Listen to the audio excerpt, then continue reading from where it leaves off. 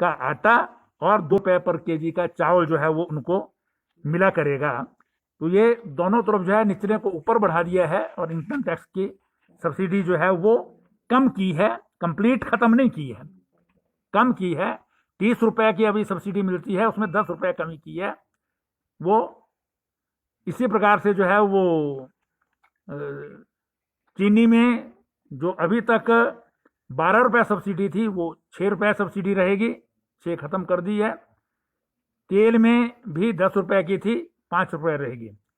इसकी कई बार आवश्यकता भी नहीं पड़ती है, रेट जो है कंपेरेटिव बेसिस पर जो है वो सारे हिंदुस्तान से जो है वो लिए जाते हैं।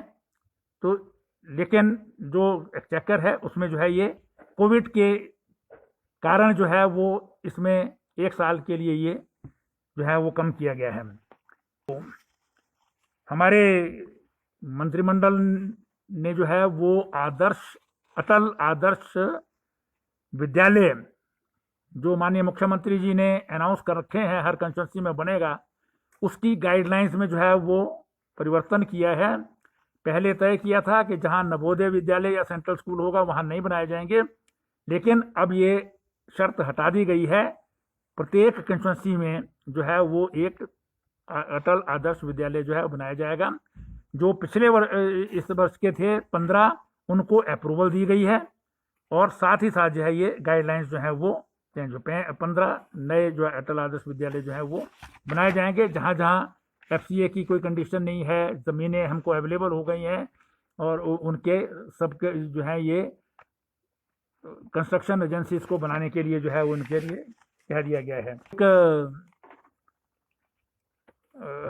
जो है वो एग्रीकल्चर मार्केटिंग प्रोड्यूस एक्ट है, उसमें भी जो है वो अप्रूवल दे दी गई है। ये सभी जो लेबर लॉज हैं और जो एग्रीकल्चर का भी मार्केटिंग एक्ट जो पास किया है, उन सब के जो हैं वो ऑर्डिनेंसेस होंगे, क्योंकि ये इकोनॉमिक एक्टिविटी को बढ़ाने के लिए इनकी ज़रूरत है। उस मार्केटिंग एक्ट में भी बहुत सारे प्रोविजंस सेंट्रल गवर्नमेंट के जो है सुझावों पर जो है वो दिए गए हैं, जिससे हम सारे प्रदेश में जो है वो मार्केट एनहांस कर सकते हैं। एग्रीकल्चर और हॉर्टिकल्चर प्रोड्यूस को बेचने में उसमें जो है वो लाभ मिलेगा। उनकी जो स्थिति है अभी की, उसके बारे में भी चर्चा की। माननीय मुख्यमंत्री जी ने प्रधानमंत्री जी के साथ जो वीडियो कॉन्फ्रेंसिंग के द्वारा चर्चा हुई है, उसके बारे में उन्होंने बताया। इसी में एक और विशेष जो है वो आइटम जो थी वो शिमला में इंडस हॉस्पिटल एक प्राइवेट हॉस्पिटल है, जिसे पिछली सरकार के समय जो है वो ट्रॉमा वार्ड जो है बनाना चाहते थे, लेकिन वो उनकी जो है बातचीत खत्म हो गई थी। उसके लिए माननीय मुख्यमंत्री जी ने भी बात की है। आज कैबिनेट ने भी इस पर जो डिसाइड किया और 3 मेंबर की committee ACS health Shri RD Dhiman ji की अध्यक्षता में बनाई है, जिसमें फाइनेंस सेक्रेटरी और रेवेन्यू सेक्रेटरी उसके मेंबर होंगे। ये इंडस हॉस्पिटल के जो मालिक हैं उनसे बातचीत करेंगे और कल्पना ये है कि अगर हमको जो है वो रीजनेबल रेट्स पर ये मिल जाती है या किसी और जो है PP मोड पर या दूसरे मोड पर मिलती है, तो कोविड का डेडिकेटेड हॉस्पिटल और अन्य एपिडेमिक्स के लिए भी जो है वो इसका जो है वो प्रयोग किया जा सकता है। तो इस पर भी जो है वो आज मंत्रिमंडल ने ये निर्णय लिया है। उनको जो है वो बेनिफिट होगा, वो एनकरेज होंगे, एम्प्लॉयमेंट अपॉर्चुनिटीज जो हैं वो वर्कर्स की इससे बढ़ेंगी। ये अमेंडमेंट जो है वो मंजूर की गई है और इसके मुताबिक जो है वो अभी तक जो मजदूर है वो केवल 75 आवर्स के लिए ही ओवर टाइम कर सकता है। अब अमेंडमेंट जो की है उसमें 115 आवर्स तक जो है वो ओवर टाइम कर सकेगा, लेकिन उसकी जो सैलरी है, जो वेजेस हैं उसके, वो दुगने देने पड़ेंगे। ये अमेंडमेंट जो है की है। अभी तक जो है वो 75 दिन से ज़्यादा वेजेस वो कर ही नहीं सकता था, चाहे करना भी चाहता। इसके साथ साथ जो है वो एक इंडस्ट्रियल डिस्प्यूट एक्ट इसमें भी जो है वो सेक्शन 22, सेक्शन 25 में जो है वो और विभिन्न जो सब धाराएं हैं उसमें संशोधन जो है वो अप्रूव किए गए हैं, जिससे जो है वो इंडस्ट्रियल इन्वेस्टमेंट है, प्रोडक्शन है और एम्प्लॉयमेंट अपॉर्चुनिटीज हैं वो बढ़ेंगी और प्रदेश में बिजनेस इंडस्ट्रियल एक्टिविटी करने का जो है वो माहौल जो है वो ज़्यादा बढ़ेगा, जिसे हम ईज ऑफ डूइंग बिजनेस कहते हैं। कम्युनिटी हेल्थ सेंटर थीरा डिस्ट्रिक्ट मंडी में जो है वो 50 बेडेड जो है वो सिविल हॉस्पिटल में इसको अपग्रेड किया है। जो अभी तक कम्युनिटी हेल्थ सेंटर थीरा है उसे 50 बेडेड सिविल हॉस्पिटल बनाया गया। और इसी प्रकार से एक प्राइमरी हेल्थ सेंटर जो है वो भिखली है कुल्लू जिला में, उसे को जो है मंजूरी दी गई है। फिर एक जो है वो सिरमौर जिला में मैसर्स एल्को स्पिरिट्स प्राइवेट लिमिटेड है, इनको जो है वो काम करने के लिए प्रोजेक्ट जो है पूरा करने के लिए एक्सटेंशन दी गई है। फिर एक कैबिनेट ने जो डिसीजन किया है, प्रदेश सरकार अभी तक जो है वो फूड में जो है वो सब्सिडी देती है। बहुत बड़ा सेक्शन जो है वो हिमाचल प्रदेश में सब्सिडी लेता है। इसमें मंत्रिमंडल ने तय किया है कि जो इनकम टैक्स पेज हैं उनको जो है वो सब्सिडी 1 साल के लिए बंद कर दी जाएगी। साथ जो सब्सिडाइज्ड रेट्स पर दालें, तेल और चीनी, उसमें जो है वो सब्सिडी कुछ कम की गई है। दूसरी तरफ मंत्रिमंडल ने जो बीपीएल के जो है वो कार्ड होल्डर्स हैं उनको एज इट इज जो है वो जिस रेट पर अभी मिलती है वही चालू रहेगा। और उसके अलावा इनकम बढ़ा करके लगभग 45,000 कर दी गई है, जिसमें एपीएल के भी 1.5 लाख लोग जो बीपीएल से ऊपर हैं और एपीएल में निचले स्तर पर हैं उनको भी बीपीएल के बराबर आटा और चावल जो है मिलेगा। ये नेशनल फूड सिक्योरिटी एक्ट में जो प्रदेश सरकार ने जो इनकम है वो बढ़ा दी है। 1.5 लाख इनकम टैक्स एम्प्लॉयज बाहर जाएंगे, लेकिन उसी प्रकार से जो है वो 1.5 लाख जो है वो जो कंपैरेटिवली जो है वो निर्धन हैं उनको जो है वो एनएफएसए में जो है वो इंक्लूड कर दिया गया है, जिससे उनको बहुत ज़्यादा जो है वो राहत मिलेगी। अब जो है प्रदेश मंत्रिमंडल की बैठक प्रदेश के सम्मानीय मुख्यमंत्री ठाकुर जयराम जी की अध्यक्षता में संपन्न हुई, जिसमें सबसे पहले प्रधानमंत्री श्री नरेंद्र मोदी जी को धन्यवाद दिया गया, बधाई दी गई और उनके द्वारा जो 20 लाख करोड़ रुपए का आर्थिक पैकेज कल रात को अनाउंस किया गया है उसके का मंत्रिमंडल ने स्वागत किया है।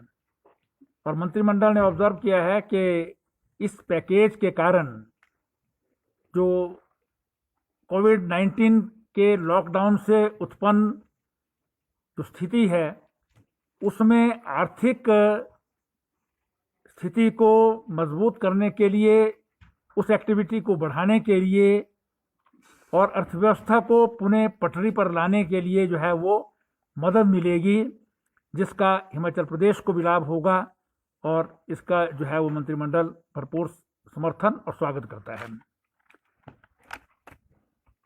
मंत्रिमंडल ने आज हिमाचल प्रदेश में बिजनेस एक्टिविटीज बढ़ें, मैन्युफैक्चरिंग यूनिट्स यहाँ पर आएं, doing of business, ease of business जो है वो इसकी दृष्टि से कुछ एक जो हमारे लेबर लॉज हैं उनमें छोटी छोटी अमेंडमेंट्स की हैं, जिसमें एक तो कंट्रैक्ट लेबर एक्ट जो है 1917 का है, बहुत पुराना एक्ट है। इसका हिमाचल प्रदेश की दृष्टि से जो है वो संशोधन करने को मंजूरी दी गई है। पर्टिकुलरली जो है वो जो एप्लीकेशन अंडर सबसेक्शन 4 होती है उसमें,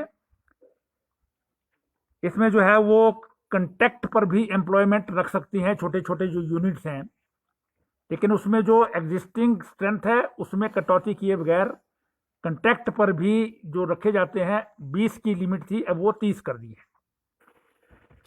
दूसरी अमेंडमेंट जो है वो फैक्ट्रीज एक्ट 1948 में मंजूर की गई है। उसमें भी विभिन्न धाराओं में जो है वो एक्ट होंगे, मंजूरी दी गई है ताकि मैन्युफैक्चरिंग की जो एक्टिविटी है, स्मॉल जो यूनिट्स हैं उनकी जो है वो बढ़ें और उसमें एम्प्लॉयमेंट की अपॉर्चुनिटीज बढ़ें। उसमें जो है वो अभी तक जो इस तरह की एग्जिस्टिंग जो थ्रेशोल्ड लिमिट्स थी वो 10 से 20 वर्कर्स की थी, अब वो 20 से 40 कर दी गई है, 20 to 40।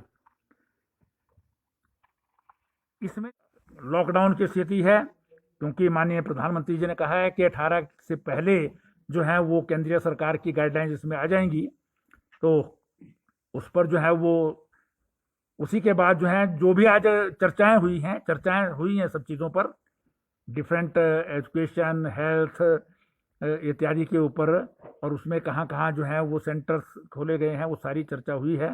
लेकिन जो भी इसमें निर्णय लिए जाएंगे वो लॉकडाउन खुलने के बाद जो है वो नए निर्णय जो है लिए जाएंगे।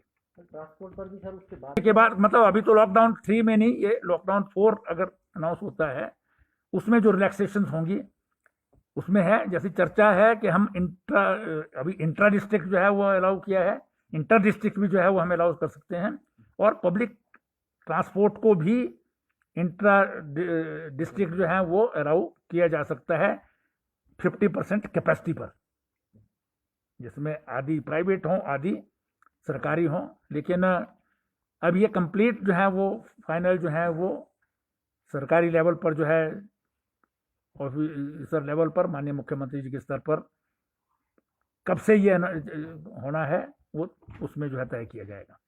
पेट्रोल और डीजल पर जो है पहले लगा चुके हैं, दोनों पर 1-1 रुपया जो है वो पहले लग चुका है। और पिछली बार जो है वो चर्चा, बहुत सारे अभी प्रस्ताव आएंगे, पिछली बार चर्चा हुई है एक और सब कमेटी ने रिकमेंडेशंस दी हैं, उसके आधार पर विभिन्न जो डिपार्टमेंट्स हैं वो अपने अपने प्रस्ताव बना करके लाते हैं। जैसे जैसे प्रस्ताव आते जाएंगे वैसे वैसे उनकी जो है अप्रूव होते जाएंगे। प्रस्ताव नहीं आया इस बार की कैबिनेट में, नहीं था इस बार की कैबिनेट में, जो था वो बता दिया। उस पर भी चर्चा हुई है, लेकिन वो सब जो है उसका फाइनल जो है वो लॉकडाउन 3 के खत्म होने के बाद ही होगा। टैक्स पे ज्यादा है, लेकिन एपीएल के जो निचला तबका है जो 1.5 लाख लोग हैं उनको जो है वो फायदा है। इससे टोटल जो है वो 71 करोड़ रुपए बचेगा। इंडस्ट्री के तो 3 होंगे क्योंकि 3 एक्ट हैं ये अलग अलग। इसमें इंडस्ट्रियल डिस्प्यूट एक्ट है, एक फैक्ट्रीज एक्ट है और एक कंट्रैक्ट लेबर एक्ट है। इन तीनों के अलग अलग ऑर्डिनेंसेस जो हैं वो संशोधनों के होंगे। और इसी प्रकार से एग्रीकल्चर प्रोड्यूस मार्केटिंग एक्ट जो है उसकी भी, क्योंकि आज जो का रहेगा, लेकिन जो अप्रूव किया है कैबिनेट ने, जो डिपार्टमेंट ने लाया था, वो कर रहे हैं कि लेबर यहाँ से ना जाए। लेकिन की स्थिति में लेबर जो है वो अपने अपने प्रदेशों को जा रही है, तो इसलिए जो भी संभावना है जितना यहाँ पर रुका हुआ है लेबर उससे काम होगा। और अभी स्टोन फ्रूट काम शुरू नहीं हुआ है, अभी सिर्फ चरी है।